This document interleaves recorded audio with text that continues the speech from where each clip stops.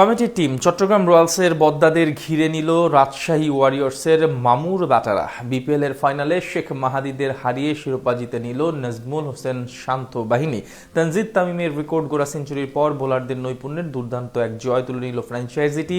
চট্টগ্রামের বিপক্ষে রাজশাহীর এমন জয় নিয়ে বাকিটা জানবো রিপোর্ট। ছবি কখনো কখনো কথা বলে। তানজিদ তামিম খেললেন ঠিক বিশ্বকাপ জয়ী ওপেনারের মতো। ফাইনালে এমন একটা ইনিংসই তো সবাই আশা করেছিল, সেটাই দেখালেন পুরো গ্যালারি ভর্তি দর্শকদের। যে ইনিংসের কথা ভক্তরা মনে রাখবে বহুদিন। এদিকে ফাইনালে লড়াইটাও হলো হাড্ডাহাড্ডি, যেখানে চট্টগ্রামকে হারিয়ে নিজেদের ঘরে দ্বিতীয়বারের মতো শিরোপা তুলল রাজশাহী। মিরপুরে এদিন টসে জিতে আগে বল করার সিদ্ধান্ত নেয় চট্টগ্রাম রয়্যালসের অধিনায়ক শেখ মাহাদি। বিপরীতে আগে ব্যাট করতে নেমে শুরু থেকে আগ্রাসী ছিলেন রাজশাহীর দুই ওপেনার তানজিদ তামিম এবং সাহিবজাদা ফারহান। তৃতীয় ওভারে শরীফুল ইসলামকে এক ছক্কা এবং এক চার হাঁকিয়ে 11 রান আনেন তামিম। পঞ্চম ওভারে বোলারের উপর চড়াও হন এই দুজন। পাওয়ার প্লে শেষে বিনা উইকেটে 40 রান জমা পড়ে রাজশাহীর স্কোরবোর্ডে। তামিম কিছুটা আগ্রাসী হলেও ধীরে ধীরে গতি কমতে থাকে সাহিবজাদার। সপ্তম ওভারে প্রতিপক্ষ অধিনায়ক মাহাদির উপর আক্রমণ চালান টাইগার ওপেনার। সেই ওভারে ডিপ মিড উইকেট ও লং অনের উপর দিয়ে 2 বলে 2 ছক্কা হাঁকান তিনি।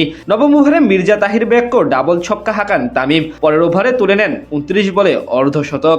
এদিকে 11তম ওভারে মকিদুল ইসলাম মুগ্ধের বলে বড় শট খেলতে গিয়ে ব্যাটে বলে ঠিকমতো সংযোগ করতে পারেননি সাহিবজাদা ফারহান। ফলে জামালের হাতে ক্যাচ দিয়ে 30 বলে 30 রানের ইনিংস খেলে বিদায় নেন এই পাকিস্তানি ওপেনার। এরপর তামিমের সাথে যোগ দেন কেন উইলিয়ামসন। এক প্রান্ত আগলে রেখে তাণ্ডব অব্যাহত রাখেন তামিম। তাদের জুটি ভাঙেন শরীফুল ইসলাম।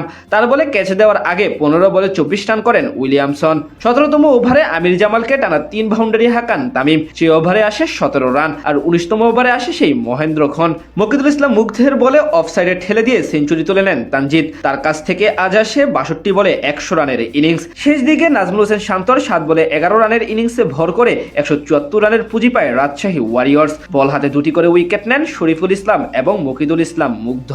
জবাব দিতে নেমে আজ শুরু থেকেই চাপে ছিল চট্টগ্রাম রয়্যালস। ইনিংসের দ্বিতীয় ওভারে মাত্র 2 রান দিয়ে যান বেনুরা ফার্নান্দো। পরের ওভারে অবশ্য জিমি নিশামের উপর চড়াও হন তাদের দুই ওপেনার। কিন্তু তৃতীয় ওভারে আক্রমণে এসে চট্টগ্রাম শিবিরে জোড়া আঘাত হানেন বেনুরা। তার তৃতীয় বলে ডিরেক্ট বোল্ড হয়ে পেভিলিয়নের পথ ধরেন মোহাম্মদ নাইম শেখ। আর ক্রিজে এসে মাত্র 2 বল স্থায়িত্ব পান মাহমুদুল হাসান জয়। এদিকে দলের বিপর্যয়ে আজ হাল ধরতে পারেননি হাসান নওয়াজ। তিনি ফিরে যান মাত্র 11 রান করে হাসান মুরাদের শিকার বনে। পাওয়ার প্লেতে 41 রান তোলে বন্দরনগরীর ফ্র্যাঞ্চাইজিটি।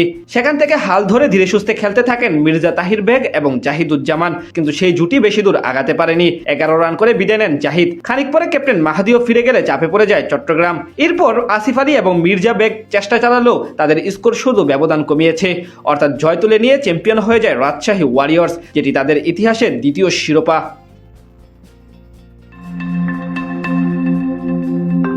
নিরাপত্তার শঙ্কায় শেষ পর্যন্ত টি-20 বিশ্বকাপ বয়কট করল বাংলাদেশ। অলৌকিক কিছু না ঘটলে দেখা যাবে না মাঠে টাইগারদের লড়াই। মুস্তাফিজের আইপিএল থেকে বাদ পড়া, সেখান থেকেই শুরু সংকটের। বিসিবি জানিয়ে দেয় স্পষ্ট বার্তা, ভারতে বিশ্বকাপ খেলতে যাবে না বাংলাদেশ।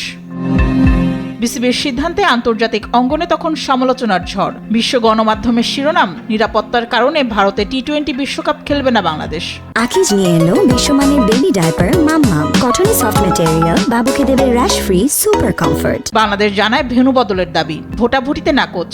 দেয়া হলো একদিনের আলটিমেটাম। টাইগাররা সাফ জানিয়ে দিল ভারতে নয়, শেষ পর্যন্ত বিশ্বকাপ বয়কট। আর সেই সিদ্ধান্তেও উত্তপ্ত ভারত সহ বিশ্বের একাধিক গণমাধ্যম।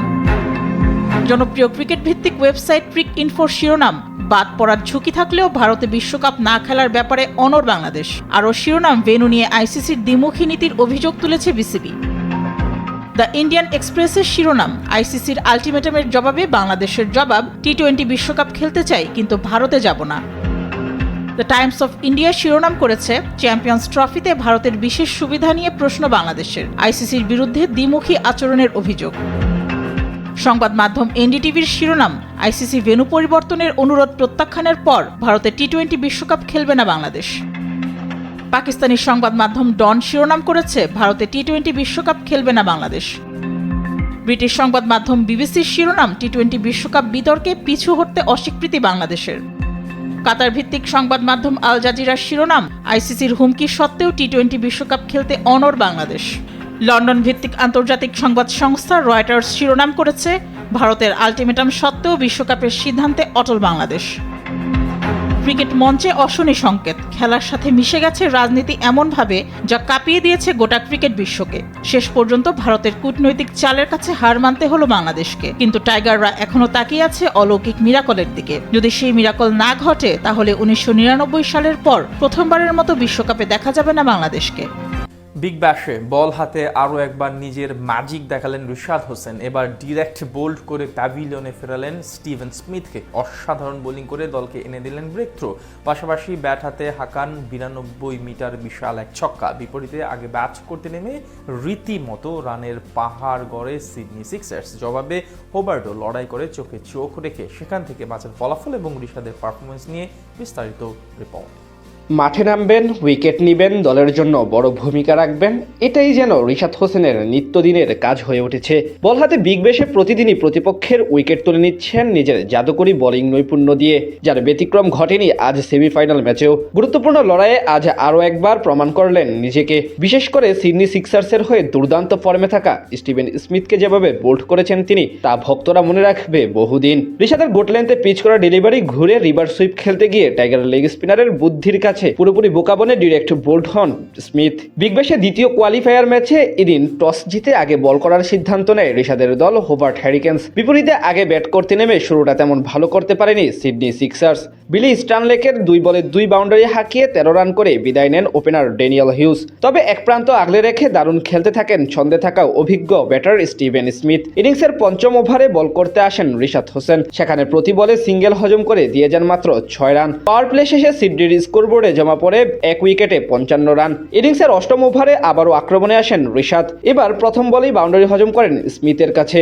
এরপর অবশ্য কামব্যাক করতে সময় নেননি তিনি। পরের 5 বলে অসাধারণভাবে নিজের হাতের ভেলকি দেখিয়ে দেন 5 রান। এদিকে দারুণ খেলতে থাকা স্মিথ 31 বলে তুলে নেন অর্ধশতক। তাকে সঙ্গ দিতে থাকা গ্লেন ফিলিপসকে ফিরিয়ে হোবার্টকে ব্রেক থ্রু এনে দেন স্টানলেক। তার বিদায়ের পর ক্রিজে এসে তাণ্ডব শুরু করেন অভিজ্ঞ মইসেস হেনরিক্স। 13তম ওভারে পুনরায় বল করতে এসে নিজের প্রথম বলে 43 বলে 65 রান করা স্মিথকে আউট করেন রিশাদ। যদিও পরের 4 বলে খরুচে ছিলেন তিনি, কিন্তু ওই ওভারের শেষ বলে হেনরিক্সের উইকেট তুলে নিয়ে দলকে পুষিয়ে দেন রিশাদ হোসেন। ব্যক্তিগত শেষ ওভারে মাত্র 4 রান দিলে আজ তার বোলিং ফিগার দ্বারায় 4 ওভারে 33 রান খরচ করে নেন 2 উইকেট। অন্যদিকে নির্ধারিত 20 ওভার শেষে 198 রানের পুঁজি পায় সিক্সার্স। জবাব দিতে নেমে হোবার্টের শুরুটাও ছিল একেবারে নড়বড়ে। ইনিংসের প্রথম ওভারে 11 রান আসলেও পরের ওভারে এসে 2 বলে 2 বাউন্ডারি হজম করার পর মিচেল ওয়েনের উইকেট তুলে নেন মিচেল স্টার্ক। আরেক ওপেনার টিম ওয়ার্ডও আজ দায়িত্ব নিতে পারেননি। 8 বল খেলে মাত্র 13 রান করে তিনি থামেন শেন এভার্টের বলে। পরপর 2 উইকেট হারানোর পর দলের বিপর্যয়ের হাল ধরেন বি ওয়েবস্টার এবং ম্যাকডরমট। তারা দুজন ধীরে সুস্থে এগিয়ে নিয়ে যেতে থাকেন হোবার্টের রানের চাকা। পাওয়ার প্লেতে 51 রান জমা পড়ে তাদের স্কোরবোর্ডে। 10ম ওভারে ওয়েবস্টারকে ফিরিয়ে সিডনিকে ব্রেক থ্রু এনে দেন ডারসুইস। শেষ 10 ওভারে রিশাদদের দরকার ছিল 120 রান। 12তম ওভারে জুয়েল ডেভিডস এসে নিখিল চৌধুরী এবং ম্যাথু ওয়ার্ডের উইকেট তুলে নেন 2 বলে। 2 গুরুত্বপূর্ণ ব্যাটারের উইকেট হারিয়ে পুরোপুরি কোণঠাসা হয়ে পড়ে হোবার্ট হ্যারিকেন্স। সেখান থেকে আর কেউ হাল ধরতে পারেননি তাদের। সবাই শুধু ছিলেন আসা যাওয়ার মিছিলে, যার সুবাদে শেষ পর্যন্ত টুর্নামেন্ট থেকে ছিটকে যেতে হলো রিশাদদের হোবার্ট হ্যারিকেন্সকে।